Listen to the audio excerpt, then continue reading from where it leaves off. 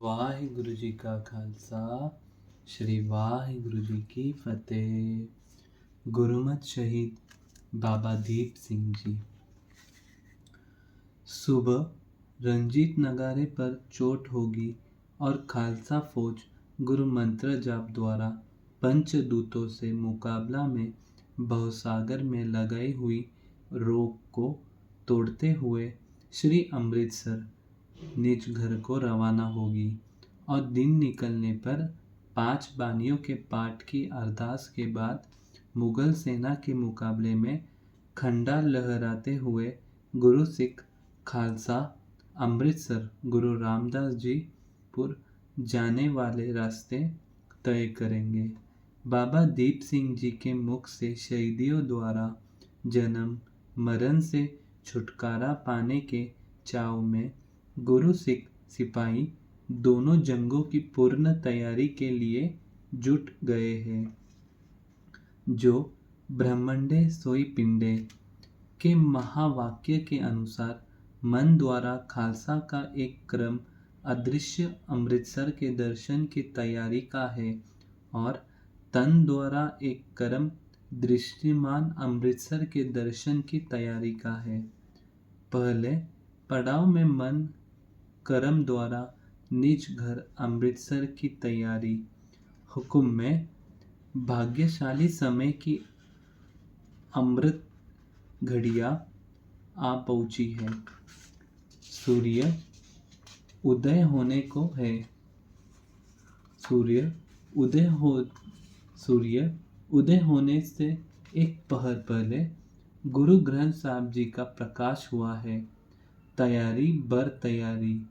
शास्त्रधारी गुरु सिख खालसा नीले लिबास में शब्द गुरु के चरणों में विराजमान है। बाबा दीप सिंह जी ने हरिचरण बानी गुरु से हुक्म प्राप्त किया है। बाबा जी सहित 5 प्यारों के नेतृत्व में गुरु सिख सभा ने परमात्मा की याद में गुरु मंत्र द्वारा जाप शुरू किया है। एक ओंकार सतनाम करता पुरख निर्भव निर्वैर अकाल मूरत अजूनी सबंग गुर प्रसाद। कुछ ही पहल जाप के बाद वाहिगुरु शब्द से प्रकट हुई धुनी की अमृत किरणों की रोशनी में सिख सुरतियों ने भवसागर में उतारा किया है। काल की अदृश्य पंचदूत सेना की धंजिया उड़ाते हुए और शहीदी प्राप्त करती हुई खालसा फौज अग्नि सागर पर करके बिख सागर की हद पर आ पहुंची है। गुरु जी का फरमान है, महाअगा अग्नि का सागर गुरु बोहित तरे रत्नागर दुत्तर अंध बिखम इहि माया गुरुपुरे प्रगट मर्ग दिखाया। सूर्य उदय होने की पहली किरण पर बाबा दीप सिंह जी ने खंडेदारी गर्ज से जयकारा लगाया है। जो बोले सो निहाल। गुरु सिख योद्धाओं त्रिगुणों की होश में आए हैं और पूरी जोश में जवाब दिया है, सत श्री अकाल। तन कर्म द्वारा श्री गुरु रामदास अमृतसर की तैयारी। बाबा जी ने 5 बानियों का नितनेम किए हैं और गुरु चरणों में खालसा की फतेह के लिए अरदास की है। हुक्मनामा लेकर और देख ग्रहण करते ही खालसा फौज ने अमृतसर श्री गुरु रामदास जी के दर्शन के लिए मुगल सेना से जंग की तैयारी की है।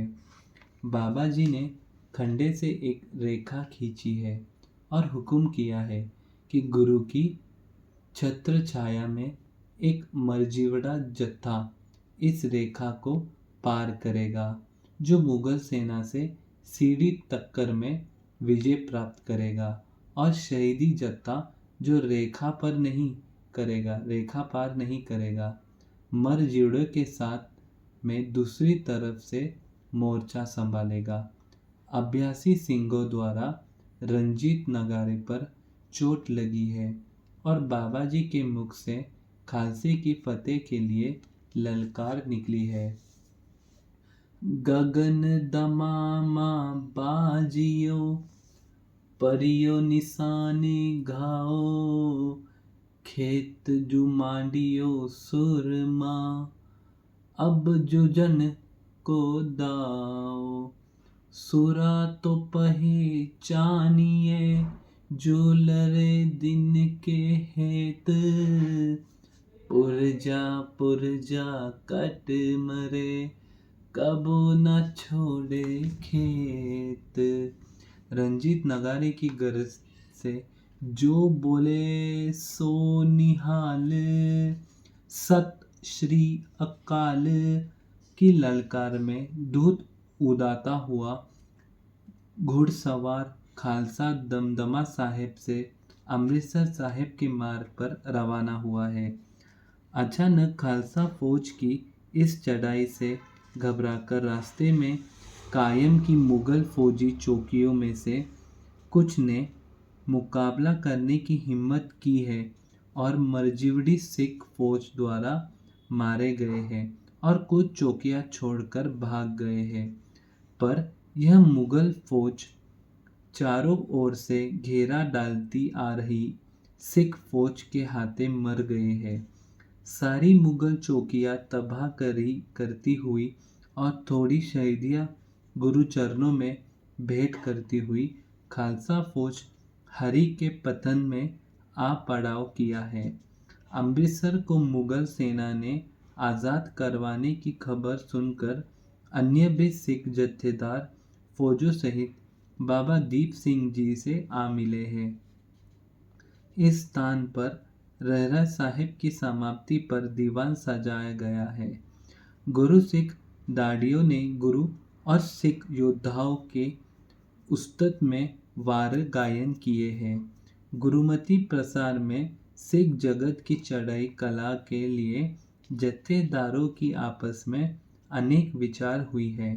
अगली सूबे के प्रोग्राम की रूपरेखा तैयार करके सिख फौज को सचेत रहने का हुक्म हुआ है। बाबा जी ने गुरु जी के अमृत वचन कहकर रात्रि के दीवान की समाप्ति की है। जो जीविया जिस मन वसिया सोई, नानक अवर न जीवे कोई, जे जीवे पति लथी जाई, सब हराम जेठ किच खाई। पहरेदार गुरु सिखों की निगरानी में खालसा फौज ने कुछ समय आराम किया है। वाहिगुरु जी का खालसा, वाहिगुरु जी की फतेह। धन बाबा दीप सिंह जी महाराज, धन बाबा दीप सिंह जी महाराज।